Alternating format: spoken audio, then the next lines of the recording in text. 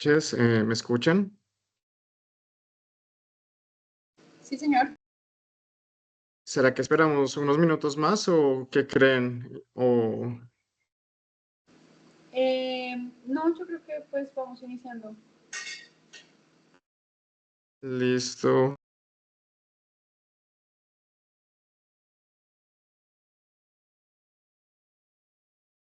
Está muteado, doctor.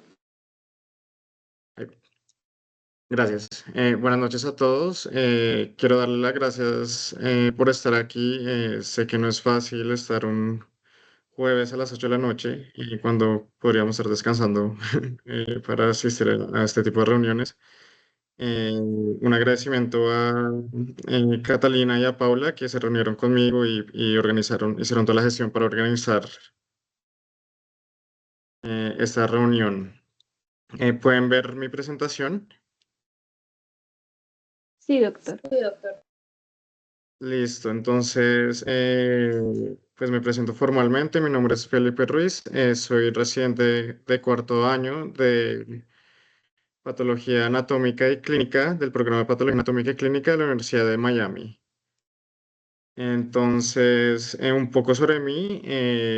Yo terminé medicina en el 2021 en la Universidad de los Andes. Hice match en Patología Anatómica y Clínica en la Universidad de Miami en el 2022. Fui jefe de residentes el año pasado, el año académico pasado, ahí mismo, y voy a hacer fellowship en Patología de Mama y Patología Ginecológica el año que viene. Entonces, pues yo creo que hay personas conectadas que apenas están eh, preguntándose qué es el USMLE, no están seguros, otros que ya la tienen más clara, pero voy a tocar un poco de manera amplia como son los exámenes. Claro, se podría profundizar mucho más en cada uno de estos temas, pero sería una charla aparte. Esto va a ser como un repaso muy general. El USMLE son los exámenes de licenciatura de medicina aquí en Estados Unidos, que son exámenes que todos los estudiantes de medicina tienen que tomar para después poder aplicar a una especialidad. Aquí en Estados Unidos no existen los médicos generales. Aquí todos los estudiantes de medicina sí o sí tienen que hacer una especialidad para ejercer. Entonces, el Step 1 es un examen que hace años, cuando lo tomé, aún tenía puntaje, pero ahora es solamente pass or fail. El Step 2 y el Step 1 es todo lo que es de ciencias básicas. El Step 2, el puntaje mínimo para pasar es 218 y este examen es el Clinical Knowledge, entonces es todo lo que son las clínicas. Y el SEP 3 es puntaje mínimo 200 y ese examen tiene una parte con paciente simulado, pero no a tiempo real, sino con un computador y otra parte que son preguntas. Los primeros dos son los más importantes, ya que el SEP 3 no es necesario para aplicar a la residencia. Entonces, una de mis primeras diapositivas quería que fuera esta, que es, pues me imagino que aquí en el grupo hay muchos que quieren ser patólogos o patólogas y que quieren aplicar tal vez a Estados Unidos. Entonces, para mí es muy importante que tengan pues sus metas claras y que es como el perfil ideal de una persona que está aplicando a patología. Entonces, que el step 1 sea que lo pasen al primer intento. Step 2, 240 o más. Step 3 o Research no es necesario, pero puede ayudar si hay algún déficit o alguna falla en otras partes de la aplicación.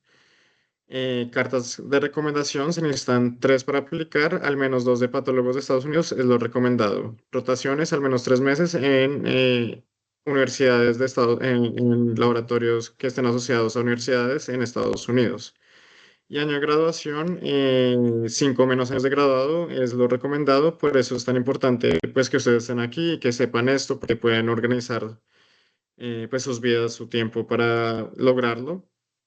Entonces no estoy diciendo que las personas que no cumplan con esos requisitos no puedan hacer match, pero estadísticamente pues se dificulta más si alguna de estas componentes falla o pues no es el ideal. Entonces, pues yo he visto personas con Step 2, -2, 40 hacer match, pero compensan con investigación o personas con años de graduación de más de 5 años, pero ya tienen mucha rotaciones clínicas y contactos. Pues igual que patología, aquí en Estados Unidos no son tantos programas, son 120 programas. No es como medicina interna que literalmente hay más de 1000 programas para aplicar, entonces aquí es bien pequeño y si la gente, y entre los doctores se conocen entre todos, entonces esta parte de las rotaciones es muy importante para poder entrar, para que ayudar si hay algún tipo de desventaja en alguna parte de la aplicación.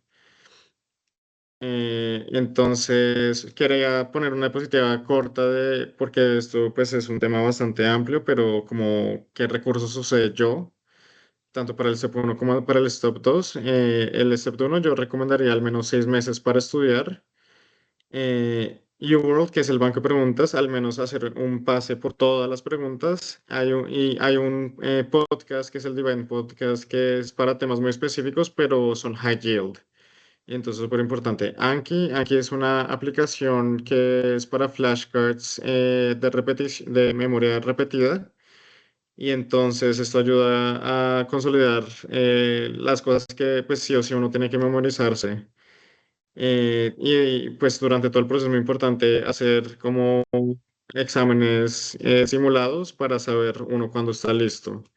Mi recomendación es, si están decididos en hacer el examen, que pongan una fecha, que lo primero que hagan es poner una fecha, porque cuando uno tiene una fecha de examen, uno va a organizarse para lograr tener los puntajes de los exámenes simulados listos para esa fecha. Si uno no pone fecha, lo que yo he visto y que pasa mucho en los Andes, es que aplazaban y aplazaban y que al final, y entre más tiempo pase, más difícil es tomar el examen, porque toca volver a estudiar. El Step 1 como es Pass or Fail, pues ya yo recomiendo menos tiempo, al menos 3 meses de tiempo dedicado para estudiar. Lo mismo UWorld y Yankin. Hay muchos recursos allá afuera, Sketchy, Patoma, ambos, Lecturio.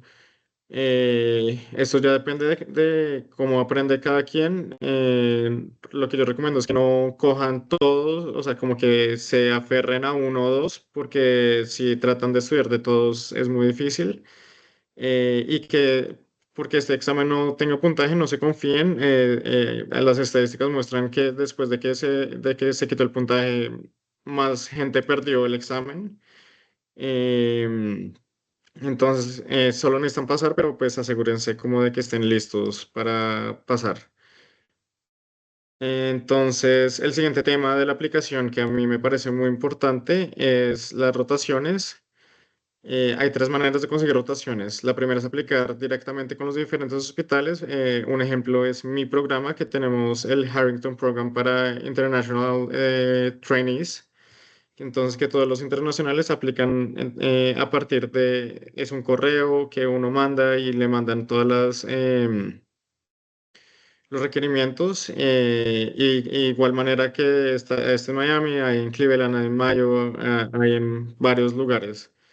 La otra es contactar doctores para pedir rotaciones directamente. Esto se hace por yendo a las páginas de la facultad del profesorado de cada universidad, de cada hospital. Eh, yo lo hice y me fue bien. Estuve en la Universidad de Chicago porque contacté directamente a un doctor y me recibió. Y pues lo que en mi experiencia siento que fue mejor fue cuando uno contacta a colombianos o latinos porque sienten un sentido de pertenencia y ganas de ayudar. La tercera y la no recomendada es empresas que tercerizan las rotaciones como M Opportunities o American Clerkships. Estas suelen ser mucho más caras y la verdad uno nunca no sabe cómo bien en qué se está metiendo, o si la carta de recomendación va a ser valiosa o si uno donde va a rotar es afiliado a una universidad o no. Entonces, pues en últimos recursos podría llegar a ser útil cuando las primeras dos opciones fallan, pero realmente yo no lo recomiendo. Y ya cuando conseguí la rotación, a mí me hubiera gustado que me hubieran dicho algo así, que es tener una participación muy activa. Entonces, lo primero que toca hacer es dejar claro que quieren aplicar al match y que quieren conseguir una carta de recomendación a partir de la experiencia que están cursando. Cuando dicen esto, el profesor con el que estén ya va a tener en la cabeza que tienen que estar como evaluándolos para poder tener que escribir una carta de recomendación y si no dicen esto, puede que pasen todo el mes o la semana o el tiempo que estén en la rotación y no se fijen en ustedes. Entonces, muy importante tomar una participación activa en la rotación. Usualmente van a estar emparejados con residentes, entonces así sea ver uno o dos casos por su propia cuenta, así sean casos muy básicos. Eso demuestra que tienen ganas de aprender y ganas como de tomar, em, pues como de su propia educación, como de tomar en las riendas de su propia educación y eso es muy valioso. Si ven un caso interesante durante la rotación, proponer hacer un reporte de caso, proponer presentar algún tema. Entre más hagan, las cartas de recomendación va a ser mejor porque van a tener más de qué hablar. Van a poder decir, Pepito Pérez hizo tal cosa, tal cosa, tal cosa, a que si se quedan como un observador como tal y ya, pues no van a decir mucho de ustedes. Entonces, esta es mi historia personal a partir de los steps. Yo aplacé quinto semestre y estudié para el step uno 6 meses. Y después el step 2 entre noveno y décimo, estudié. Yo no aplazaría por lo que ahora es pass or fail para el step uno. Pero en noveno y décimo yo sí creo que se puede sacar el step uno o el step 2. ¿Por qué? Porque en noveno no sé si las cosas sigan igual, pero la mitad que no es ginecología es mucho más suave y uno tiene, por ejemplo, 2 semanas libres para estudiar para el ACLS. Onco me acuerdo que era súper relajado. Bueno, y décimo, la mitad que uno tiene de electiva, lo que yo hice fue meter una clase en el centro como electiva, no metí una rotación en la Santa Fe, metí una clase no me acuerdo o sea, como de administración, algo así, iba 3 horas a la semana y me quedaban el resto del tiempo para estudiar para el Step 2. Y pues cuando uno ya tiene los steps, uno ya se puede concentrar en las rotaciones. Hice los 6 meses del selectivo en Estados Unidos y así conseguí la carta de recomendación y pude aplicar inmediatamente. Me gradué. Obviamente estoy sesgado, pero creo que es como el timeline ideal para un candidato, ya que así entre menos gap uno tenga de graduado, es mejor. Pero ¿por qué patología en Estados Unidos? Para mí, porque tienen la cantidad de fellowships que tienen de subespecializaciones, existen más de 20 opciones y eso me parece increíble. La patología es un mundo, universo gigante y hay muchísimas cosas en las que uno se puede subespecializar. Y durante la residencia, pues que tenemos acceso a herramientas diagnósticas como patología molecular, como Next Generation Sequencing, citogenética, inmunohistoquímica, como para las mutaciones o inmunohistoquímica que está recién validada o que está en proceso de validación, pero como es un centro universitario, pues como se promueve mucho usar ese tipo de herramientas.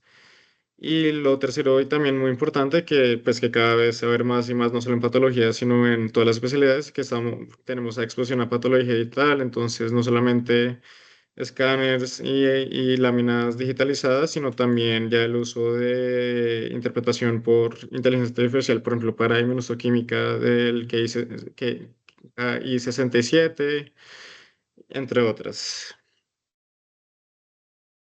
¿Cómo está organizada la residencia de patología en Estados Unidos?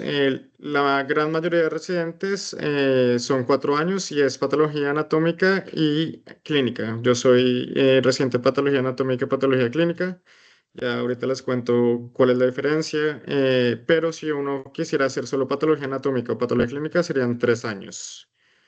Hay muy pocos hacen APNP, que es patología anatómica y neuropatología. Son 4 años donde se combina patología anatómica y sale la persona con ya subespecializada en neuropatología. Y hay otros que es aún menor que estos, que son APOCP Research Track, o sea, que hacen de 4 a 6 años. Son los que quieren ser médicos científicos y hacen y tener su propio laboratorio, y es como casi que un PhD más, más la residencia de patología. Que igual una de las grandes ventajas de patología es que hacer investigación es muy fácil, porque estamos en el laboratorio, tenemos las muestras y tenemos las herramientas para poder hacer la investigación. Entonces, ¿qué es patología anatómica? Es una especialidad médica que estudia las causas de las enfermedades, el desarrollo de las enfermedades, consecuencias de las enfermedades, o sea, lo que uno ve, y eso lo hacemos por mediante del examen morfológico de órganos, tejidos y células. Entonces, que esto se lleva a cabo por macroscopía. Entonces, cuando se hace el examen macroscópico y el tallado, se hacen y se cogen las secciones para que se vuelvan en láminas y se hace estudio microscópico. Y después de esas láminas se puede hacer inmunohistoquímica para poder ver qué proteínas están siendo expresadas y si se requiere también se pueden hacer estudios moleculares. Entonces, el objetivo es establecer diagnósticos precisos, definir pronóstico y muchas veces orientar el tratamiento. Entonces, a mí lo que me parece muy chévere de patología es que es un enfoque integrador entre la clínica y el laboratorio, porque a pesar de que no mucha gente lo sepa o no se ve así, realmente nosotros tenemos que tener los datos clínicos muy claros para ayudarnos a hacer el diagnóstico. Y entonces ahí es donde entra toda nuestra educación como médicos y es como unir los rompecabezas. Entonces, entre los datos clínicos, entre la morfología, entre los resultados, podemos sacar un diagnóstico preciso. La patología clínica es el otro lado, que es la especialidad médica enfocada en el estudio y análisis de muestras biológicas. Entonces, esto ya no es con tejidos, sino es con muestras biológicas como tipo sangre, orina, líquidos corporales como líquido cefalorraquídeo. Y eso ya depende del laboratorio, pero hay diferentes técnicas del laboratorio clínico, dependiendo de cada laboratorio. Y también es para el diagnóstico de enfermedades, seguimiento de pacientes, pronóstico clínico y prevención de enfermedades. Entonces, dentro de la patología anatómica, como les he dicho, es muy, muy grande y hay cada uno de estos fellowships aquí en Estados Unidos, que yo voy a hacer patología de mama y patología ginecológica, pero también hay neuropatología, dermatopatología, patología pediátrica, patología renal, que estudia la parte de las enfermedades no neoplásicas del riñón, patología de cabeza y cuello, dermatopatología, patología gastrointestinal, citopatología, patología forense. Aquí todos los médicos forenses son patólogos. No es como en Colombia existe que uno puede saltar a medicina legal de una vez, sino aquí toca hacer patología y después patología forense. Patología genitourinaria, que también incluye el riñón, pero la parte neoplásica, patología cardiotorácica y patología oftálmica. Y en patología clínica está la química de laboratorio, citogenética, patología molecular, clínica informática, que cada vez es más importante. Por ejemplo, el programa de Stanford y el de la Universidad de Washington está enfocada en la implementación y la creación de inteligencias artificiales para para patología. Microbiología, coagulación, medicina de medicina de transfusiones y banco de sangre. Ahí dice dermatopatología, pero es hematopatología. Toxicología, inmunología, y cada uno de estos tiene su propio laboratorio. Entonces los patólogos no hacemos los exámenes como tal, o sea, no es como que hagamos el agar en microbiología, sino uno es el director del laboratorio de cada uno de estos. Entonces, pues a mí me parece muy interesante, es un poco también como administración, o sea, uno como que tiene que manejar personal, uno tiene que el workflow esté funcionando, que el flujo del trabajo todo esté bien, y pues realmente, no sé si ustedes sepan, pero al menos aquí, y yo creo que en Colombia es igual, pero en Estados Unidos el 85% de los pacientes que va a un hospital de alguna manera u otra es afectado, o sea, es impactado por un patólogo, ya sea por la parte de patología clínica o por la parte de patología anatómica. Entonces, realmente nuestra especialidad está muy presente y es muy importante y afecta a millones y millones de pacientes todos los días. Entonces, ¿qué otras particularidades existen en Estados Unidos?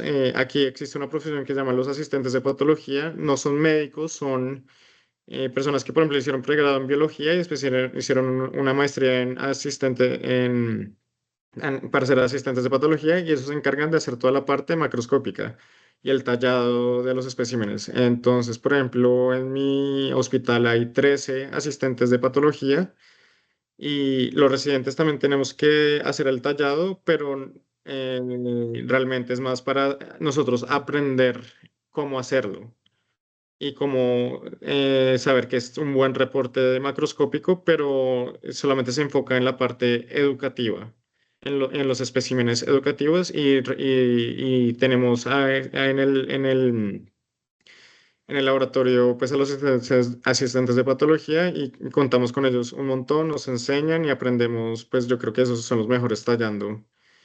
Bueno, y algo interesante es que los patólogos, la mayoría, sobre todo cuando no están en hospitales universitarios, sino están en laboratorios privados, ejercen tanto como patología anatómica como patología clínica. Entonces pueden estar leyendo láminas de biopsias de gastrointestinales durante el día, pero igual tienen que firmar que todos los protocolos del CAP estén bien del laboratorio de química o manejar el personal. Entonces, a mí me parece chévere eso porque es como que uno hace parte de todo. Eso fue un resumen muy general, pero pues, yo sin saber cómo la audiencia más o menos quién iba a ser presente, pero ojalá pues sí les haya quedado sonando la idea, los motive pues, para intentarlo si de verdad es algo que quieren y pues yo la verdad estoy totalmente dispuesto pues a ayudar al que pues a cualquiera que me escriba. No sé si hayan alguna pregunta del público.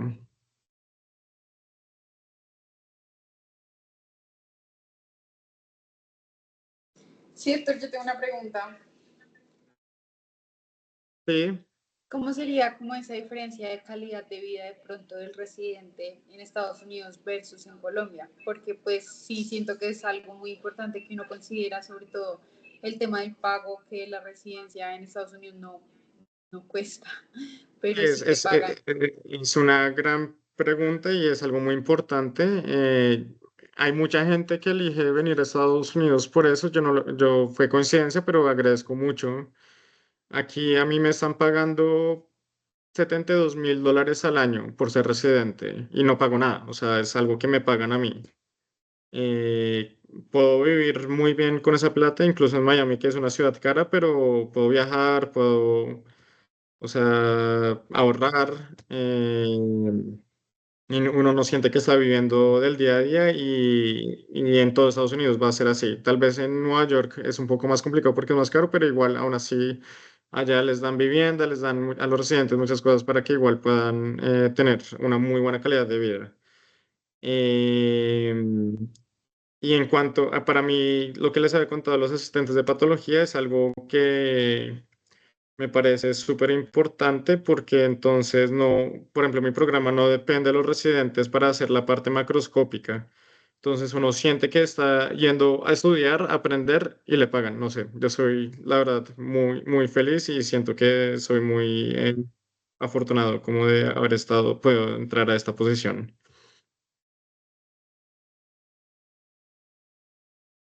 Pero no te podría decir la parte cómo es la calidad de vida de los residentes de patología en Colombia, pues porque no, pues nunca tuve esa oportunidad.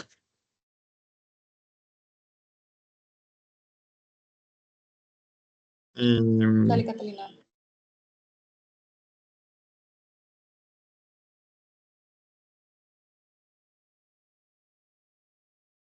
Sí, Catalina. Disculpa, yo tengo una pregunta. Yo quería saber en qué semestre, como específicamente hiciste como las rotaciones, porque pues no sé si se puede como antes de estar en el internado o es solamente durante el internado que se puede como ir a rotar allá. Fue durante las vacaciones. Yo hice una rotación entre séptimo y octavo. Pues ustedes saben que las vacaciones de verano son más largas en medicina que las de diciembre. Entonces, en las de verano aproveché de venir y conozco gente que rota en el hospital, que son estudiantes de medicina de diferentes países, pero que vienen durante sus vacaciones y se puede. O sea, y me parece súper y entre más rotaciones y más exposición tengan, es mejor, la aplicación es más fuerte. La doctora Mayra escribió una Disculpa, pregunta en el chat. ¿tú crees que es como... Hola? Sí. Es como muy importante que las rotaciones sean específicamente en patología o de pronto si yo roté como en otra cosa antes, eso me podría como sumar. O sea, idealmente sería solo patología, pero si por alguna otra razón no puedes, cirugía, oncología, hemato, como que eso podría como ayudarte en la aplicación, pero no te recomendaría tener más de una carta de recomendación de este tipo, porque además de que pasa algo para nosotros en patología es que nos gusta que las personas que estén aplicando se note que quieren patología.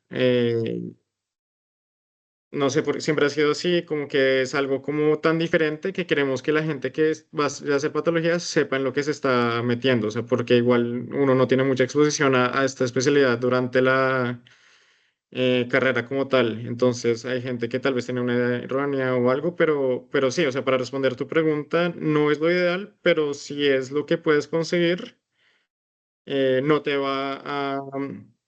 O sea, si es solo una o si es máximo una, yo diría, no te va a hacer una carencia en tu aplicación. Hasta te podría tal vez ayudar, pero idealmente serían tres de patología. Ok, muchas gracias. ¿Te puedo hacer una última pregunta? Sí, claro. O sea, para poder rotar yo necesito tener el STEP 1 ya o también tengo que tener el STEP 2 o cómo. Cuando aplicas a los programas como tal, o sea, cuando di las tres opciones, la mayoría, si no todos, piden el Step 1. Pero si contactas a un doctor directamente, pues ahí no te piden nada, o sea, es como de que te reciben de queridos. Pero si quieres hacer como una rotación, como de que aplicas no sé, en mi caso al Heart Program, que es el de Miami, sí te piden el Step 1. Listo, muchas gracias. De nada.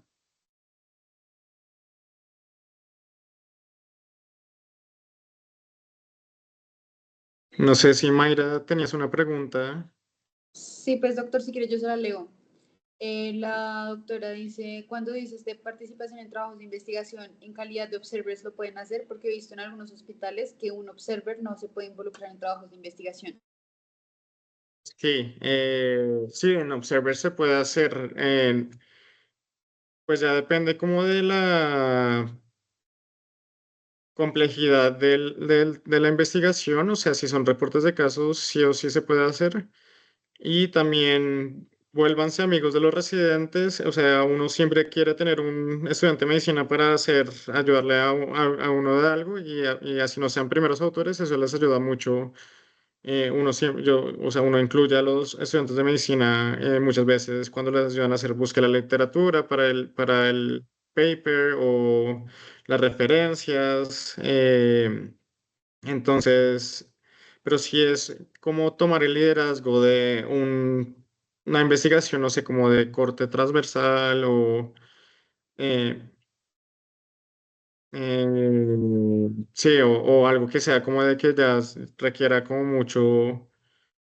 tiempo durante su rotación o complejidad, pues sí es más difícil. Lo otro es que consigan un puesto de investigación en algún en laboratorio, en una universidad y ya eso sería un tiempo dedicado para hacer investigación de alta complejidad.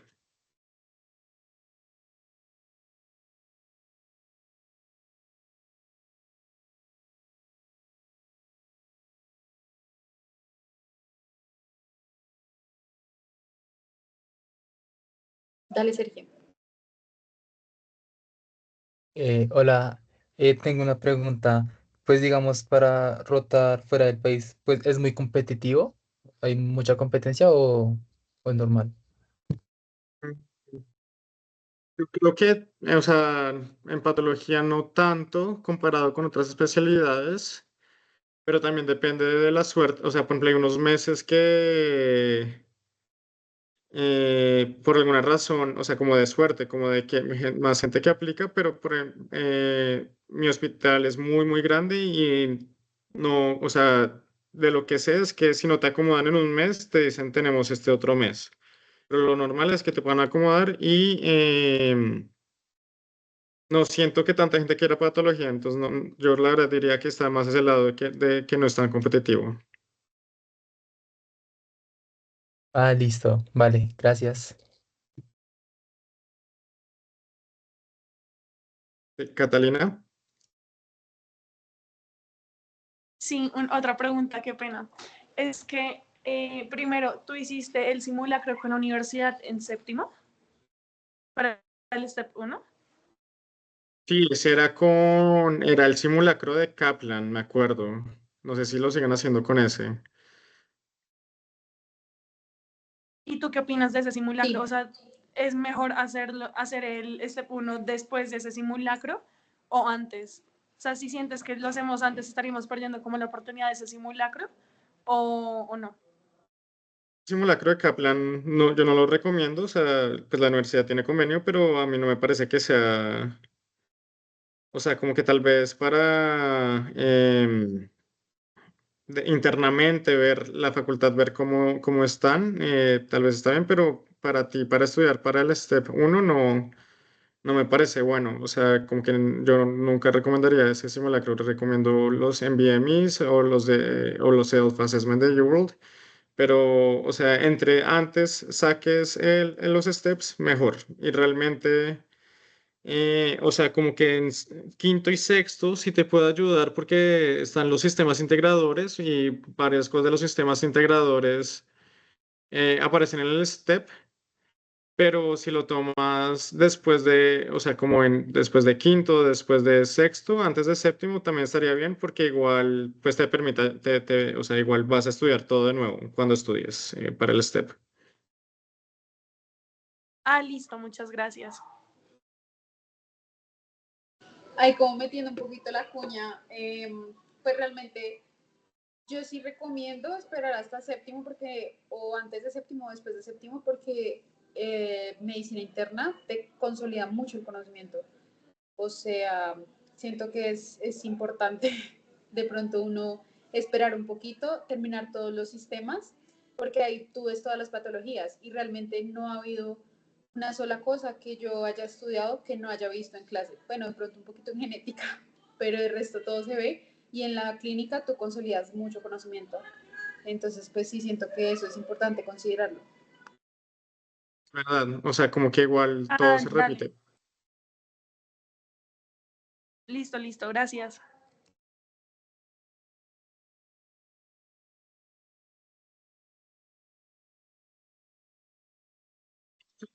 Sí, fue un poco a la loca, pero igual, ahorita como es pass or fail, pues ya no está la presión del puntaje como tal, pero lo que dice Catalina es verdad de que igual se ven sistemas integradores, pues dermato y todo hasta séptimo y la parte de medicina interna también ayuda.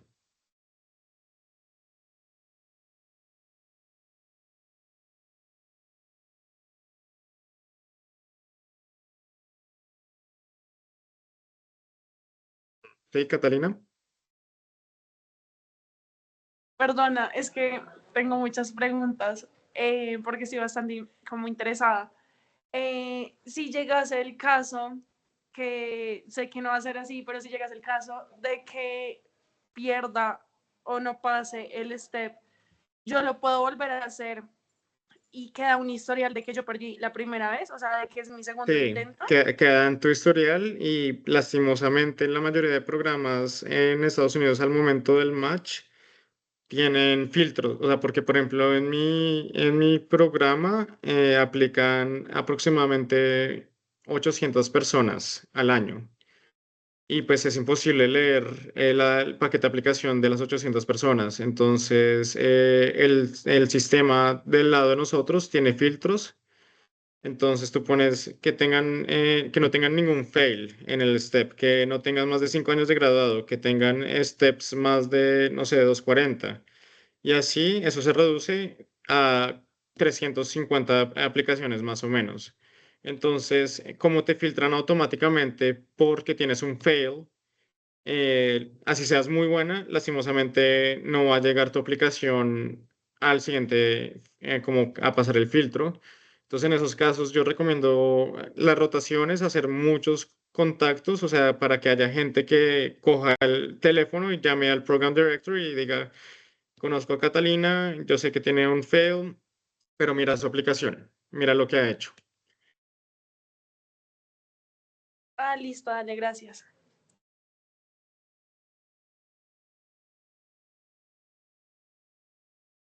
Paula. Doctor, yo tengo una pregunta, pero es más como hacia el programa. Ujú. Digamos ahorita con la inteligencia artificial y pues como todas estas nuevas tecnologías, digamos el programa de su universidad, ¿cómo está? O sea, si está como dando clases para eso o ustedes cómo se informan con estas nuevas tecnologías.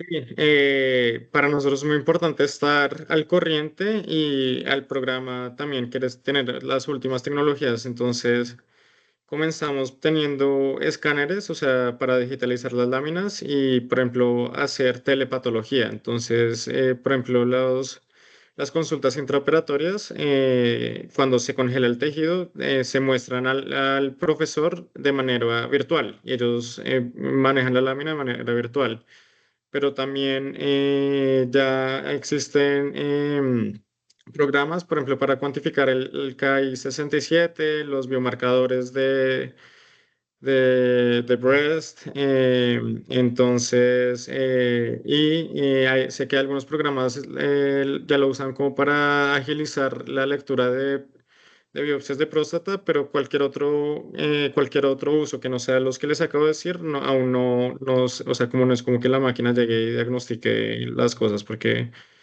no, aún no da los resultados. Igual hay muchas variables que pueden afectar el diagnóstico como tal.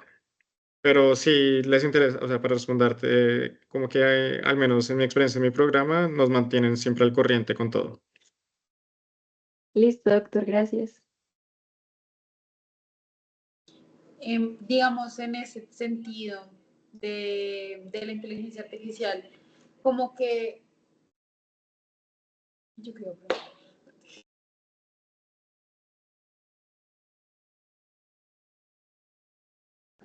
ya, digamos, en el sentido de subir las fotos y todo eso, pues, ¿cuál es el costo-relación? Porque, digamos, en la Santa Fe, si no estoy mal, doctora Mayra, ya llegó uno de estos que analiza la imagen y la sube, pero en cuanto a costos, ¿lo reduce o no tienes ni idea?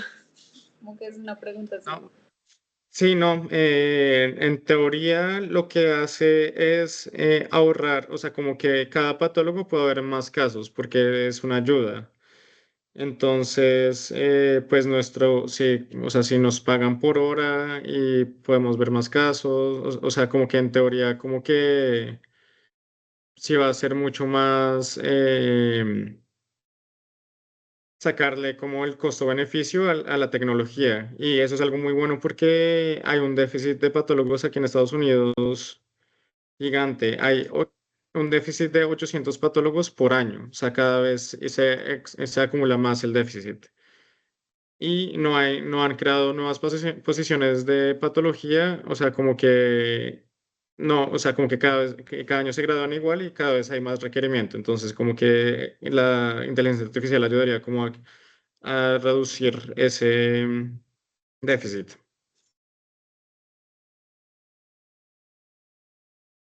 Gracias, doctor. ¿Alguien más tiene una pregunta?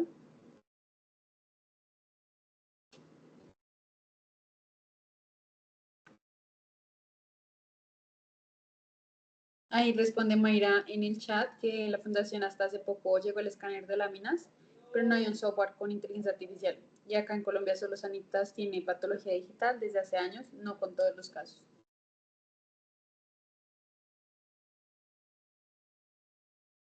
Pero sí es súper interesante eso del escáner digital, o sea que ya llegó a la fundación apenas, pero eso ahorra mucho tiempo de desplazamiento y todo para los doctores que están en turno, por ejemplo.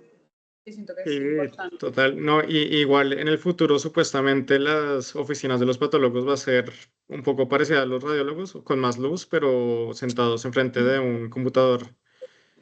Así lo proyectan en las conferencias nacionales, el USCAP y el CAP, y hasta son chistosas como las sillas, como que con un control de Xbox puedes controlar todo, la lámina, firmar los casos, o sea, como que yo sí creo que el microscopio va a tener menos importancia en algún punto, pero por ahora no va a ser así. Yo creo que en los siguientes 10 años no va a cambiar eso.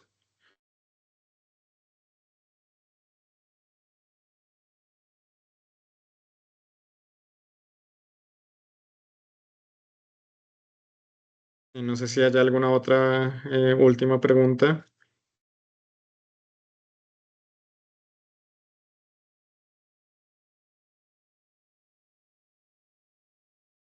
Creo que no. Doctor, muchísimas gracias por el tiempo y pues esperamos que también conozca el grupo de interés aquí en los Andes.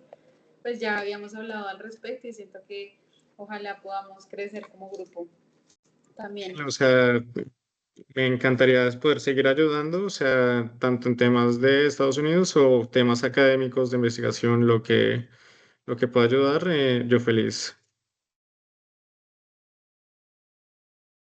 Muchísimas gracias, doctor. Listo, hasta luego, buena noche. Hasta Muchas luego. gracias, doctor. Hasta luego. Gracias.